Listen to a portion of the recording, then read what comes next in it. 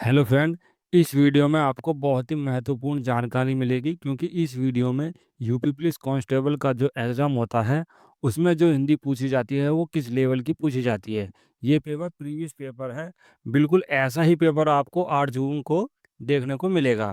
तो time waste ना करते हुए इस वीडियो को आगे बढ़ाते हैं। वीडियो में आप लास्ट तक बने रहना। ठीक है, चलो।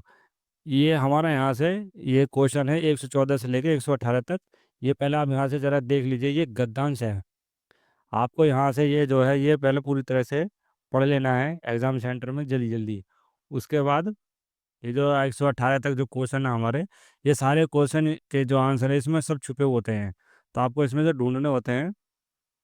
बाकी मैं आपको यहाँ से बता देता हूँ। ठीक है, चलो।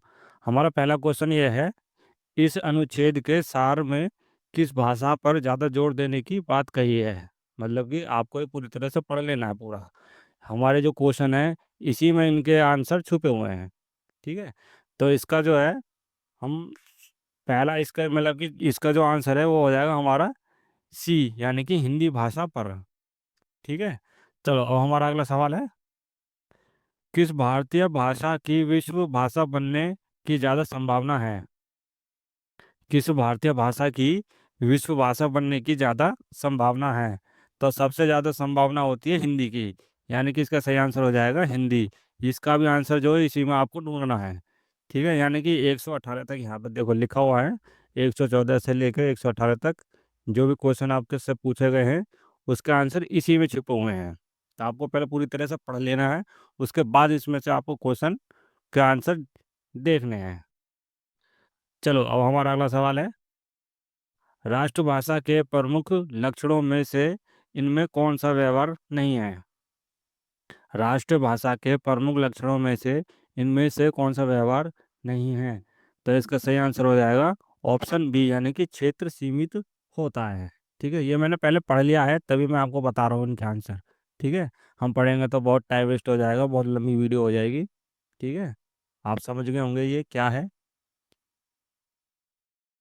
चलो, अब हमारा अगला सवाल है, हिंदी भाषा को भारतीय संविधान में किस वर्ष मान्यता प्राप्त हुई थी। हिंदी भाषा को भारतीय संविधान में किस वर्ष मान्यता प्राप्त हुई थी। तो इसका सही आंसर हो जाएगा ऑप्शन डी, यानी कि 1949। जैसे कि यहाँ पे लिखा हुआ है ना, 14 सितंबर 1949 को भारत के संविधान में हिंदी को मान्यता प्रदान की थी। ठीक है, देखो इसका आंसर यहाँ पे लिखा हुआ है ना, ये देखो, ये इसका आंसर ये रहा।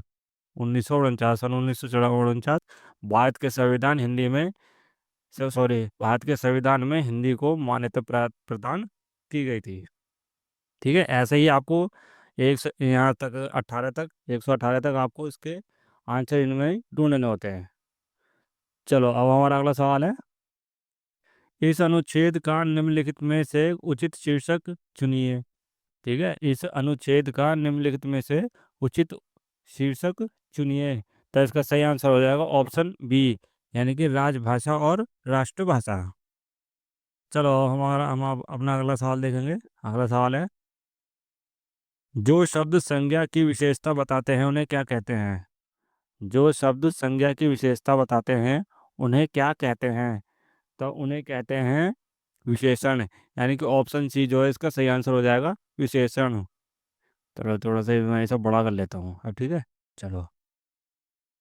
अब हमारा अगला सवाल ये है, कमर टूटना मुहावरे का अर्थ क्या होता है। कमर टूटना मुहावरे का अर्थ क्या होता है। तो इसका हमारे पास ये चार ऑप्शन है, चोट लगना है, दूसरा निराश होना, तीसरा जीत जाना, और चौथा है कमर टूट जाना। तो इसका सही आंसर हो जाएगा ऑप्शन बी, यानी कि कमर टूट जाने का मुहावरे का जो अर्थ होता है इसका मतलब होता है निराश होना। ठीक है, चलो। और हमारा अगला सवाल देखेंगे अब हम। अगला सवाल ये है, किस वाक्य में करण कारक का प्रयोग किया गया है। किस वाक्य में करण कारक का प्रयोग किया गया है। तो ये प्रयोग किया गया है, साधुओं की संगति से बुद्धि सुधरती है। ठीक है, पहला अब हम इनके ऑप्शन जो है चार ये पढ़ लेंगे पूरी अच्छी तरह से। तो इसका आंसर हो जाएगा ऑप्शन ए, यानी कि साधुओं की संगति से बुद्धि सुधरती है। ये सच है। साधुओं की संगति में रहोगे तो बुद्धि सुधरती है हमारी। ठीक है, क्योंकि वो ज्ञानी होते हैं। वो ज्ञान देते हैं, वो अच्छी अच्छी बातें सिखाते हैं। चलो अब हमारा अगला सवाल है, ऐंषणा का अर्थ क्या है? ऐंषणा का अर्थ क्या है? ये चार ऑप्शन दिए हैं, इनमें से आपको एक ढूंढना है। तो इसका सही आंसर हो जाएगा ऑप्शन सी, यानी कि अभिलाषा। ठीक है। चलो हमारा अगला अगला सवाल है, विधान का स्त्रीलिंग बताइए। विधान का स्त्रीलिंग बताइए, इन चार ऑप्शन में से विधान का स्त्रीलिंग क्या है? तो इसका स्त्रीलिंग हो जाएगा ऑप्शन सी, यानी कि विदुषी। ठीक है। चलो अब हमारा अगला सवाल है, ये रहा हमारा अगला सवाल, वाक्य में उचित विराम चिन्ह लगाइए। वाक्य में उचित विराम चिन्ह लगाइए। ये हमारा वाक्य है, ओ बहुत कठिन समय आया। तो इसके आगे जो विराम चिन्ह है वो क्या है, यहाँ पे ये पूछ रहा है। तो इसका विराम विराम चिन्ह हो जाएगा ऑप्शन सी, यानी कि ये वाला। यहाँ पे ये आएगा, ये। ठीक है। ये होता है विराम चिन्ह। चलो अगला सवाल है, किसी की सहायता करने वाला के लिए एक शब्द है। किसी की सहायता करने वाला के लिए एक शब्द है, यानी कि जो दूसरों की सहायता करता है उसे क्या कहा जाता है, उस मनुष्य को क्या कहा जाता है? तो उसे कहा जाता है सहायक। ठीक है। यानी कि ऑप्शन बी हमारा सही आंसर हो जाएगा, सहायक। अब अगला अगला सवाल देखेंगे, रेखांकित खंड को प्रतिस्थापित करने के लिए उपयुक्त विकल्प का चयन कीजिए। ठीक है। ये रहा हमारा, ये जो है वाक्य, महंत जी को आध्यात्म का अच्छा ज्ञान है। महंत जी को आध्यात्म का अच्छा ज्ञान है। तो इसका सही आंसर हो जाएगा ऑप्शन ए, यानी कि महंत जी को अध्यात्म का अच्छा ज्ञान है। ठीक है। इसका सही वाक्य ये हो जाएगा, महंत जी को आध्यात्म का अच्छा ज्ञान है। चलो अगला सवाल देखेंगे। अगला सवाल ये है, निम्नलिखित में से शुद्ध वाक्य क्या है? ठीक है। ये हमारे चार वाक्य हैं, चारों में से तीन गलत हैं, एक इसमें सही है, तो आपको वही देखना है। बाकी हमारा सही आंसर हो जाएगा इसका ऑप्शन ए, उसे पैतृक संपत्ति में हिस्सा नहीं मिला। ठीक है। ये हमारा इसका सही आंसर हो जाएगा। अब देखो हमारा अगला सवाल है, अगला सवाल ये रहा, गम ही शब्द है। गम ही शब्द है। तो ये चार ऑप्शन दिए हैं, विदेशज, तत्सम, तद्भव और देशज। तो इसका सही आंसर हो जाएगा ऑप्शन सी, यानी कि तद्भव। ठीक है। चलो अब हमारा अगला सवाल है, निम्नलिखित वाक्यांश को ध्यानपूर्वक पढ़िए और बताइए कि यह किस समास का उदाहरण है। ठीक है। चलो आपको ये ध्यान से पढ़ना है वाक्य, जल में समाधि और जल समाधि। ठीक है। तो ये किस समास का उदाहरण होता है? तो ये ऑप्शन है हमारे, तत्पुरुष समास, द्वंद्व समास और कर्मधारय समास, बहुव्रीहि समास। तो इसका सही आंसर हो जाएगा ऑप्शन ए, यानी कि तत्पुरुष समास। हमारा अगला सवाल है, बोलने दो चीड़ को किसकी काव्य कृति है? ठीक है। तो ये काव्य कृति चार ऑप्शन दिए हैं, इनका सही आंसर हो जाएगा ऑप्शन सी, यानी कि नरेश मेहता की काव्य कृति है बोलने दो चीड़ को। ठीक है। चलो अगला सवाल है, आत्मनिर्भरता निबंध के रचनाकार हैं। आत्मनिर्भरता निबंध के रचनाकार हैं। तो ये रचनाकार हैं, यानी कि सी आंसर का सही हो जाएगा, बालकृष्ण भट्ट के। ठीक है। चलो हमारा अगला सवाल है, दिए गए विकल्पों में से कौन सा जोड़ा समश्रुत भिन्नार्थक नहीं है? ठीक है। तो ये चार ऑप्शन दे हैं, अनिल अनल, अभय उभय, अणु अनु, अंत आरंभ। तो इसका सही आंसर हो जाएगा ऑप्शन डी, यानी कि अंत और आरंभ। अंत मतलब खत्म, आरंभ का मतलब शुरू। ठीक है। अगला सवाल है, कपाल का पर्यायवाची शब्द है। कपाल का पर्यायवाची शब्द क्या है? इसमें ये पूछा हुआ है। तो हमारे चार ऑप्शन है, ये माथा है, अदृष्ट है, खप्पर है और भाग्य है। तो इसका पर्यायवाची शब्द हो जाएगा ऑप्शन ए, यानी कि माथा, कपाल का। ठीक है। चलो अगला सवाल देखेंगे। अगला सवाल ये है, अली अली शब्द युग्म का सही अर्थ क्या है? अली अली शब्द युग्म का सही अर्थ क्या है? तो इसका सही अर्थ हो जाएगा ऑप्शन ए, यानी कि ये मैं इस जगह हटा दूँ यहाँ से थोड़ा सा, ये लो, सही से दिखा देगा ये ना। इसका सही आंसर हो जाएगा ऑप्शन ए यानी कि भौरा सखी। ठीक है। चलो अगला सवाल है। पुस्तक पढ़ी जाती है में कौन सा वाच्य है? पुस्तक पढ़ी जाती है में कौन सा वाच्य है? तो ये चार ऑप्शन है। क्रियावाच्य, कृतवाच्य, कर्मवाच्य और भाववाच्य है। तो इसका सही आंसर हो जाएगा ऑप्शन सी यानी कि कर्मवाच्य है। पुस्तक पढ़ी जाती है मतलब कि काम किया जा रहा है। ठीक है। तो इसका सही आंसर हो जाएगा ऑप्शन सी यानी कि कर्मवाच्य है। अगला सवाल है। निम्नलिखित में से कौन सा शब्द तत्सम नहीं है? निम्नलिखित में से कौन सा शब्द तत्सम नहीं है? तो इसमें भी चार ऑप्शन दिए हुए हैं। बाकी इसका जो है ये ये इसका ऑप्शन है चार। हम जरा देख लेंगे। पहला है नख, ने, नग्न और क्षमा। तो इसका सही आंसर हो जाएगा ऑप्शन डी यानी कि ने। चलो अगला सवाल है। अगला सवाल ये रहा हमारे नीचे। ये रहा। द्विज के अनेकार्थी शब्दों में निम्नलिखित में से कौन सा एक शब्द नहीं आता? ठीक है। द्विज के अनेकार्थी शब्दों में निम्नलिखित में से कौन सा एक शब्द नहीं आता है? तो ये नहीं आता है ऑप्शन ए यानी कि विदेह।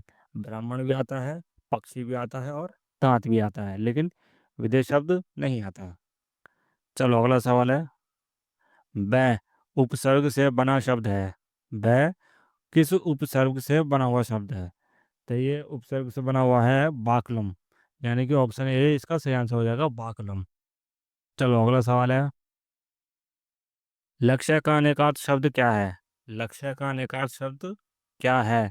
तो इसका सही आंसर हो जाएगा ऑप्शन बी यानी कि निशाना। ठीक है।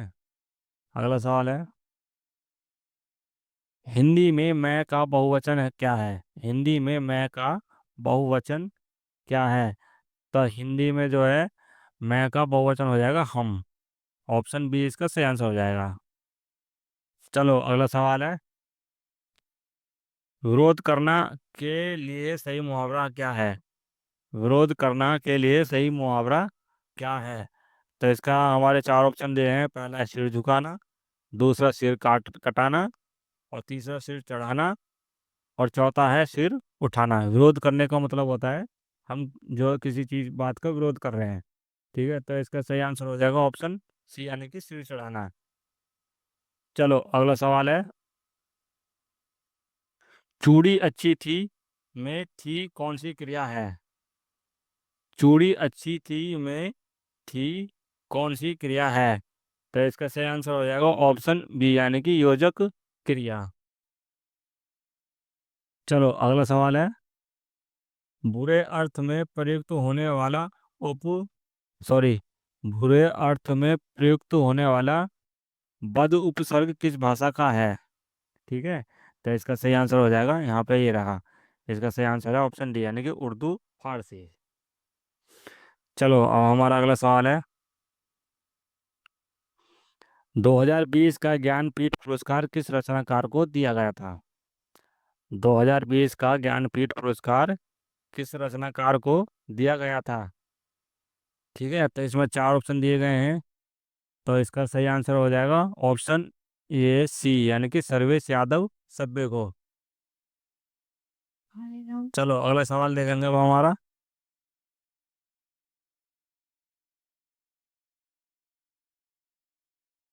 हिंदी साहित्य अकादमी की ओर हर वर्ष शलाका सम्मान पुरस्कार किस क्षेत्र को दिया जाता है? ठीक है। हमारा क्वेश्चन है, दोबारा पढ़ेंगे हम सही से। हिंदी साहित्य अकादमी की ओर से हर वर्ष शलाका सम्मान पुरस्कार किस क्षेत्र को दिया जाता है? तो इसमें चार ऑप्शन है इसमें भी। बाकी इसका सही आंसर हो जाएगा ऑप्शन ए यानी कि हिंदी को नई दिशा प्रदान करने के लिए। ठीक है। चलो अगला सवाल देखेंगे। अगला सवाल ये रहा। क्रोध किस रस का स्थायी भाव है? क्रोध किस रस स्थायी का भाव है? तो ये भाव है इसके चार ऑप्शन है। वीर रस, विभत्स और भयानक और रौद्र। बाकी इसका सही आंसर हो जाएगा ऑप्शन सी यानी कि भयानक, क्योंकि क्रोध जो है वो भयानक ही होता है। ठीक है।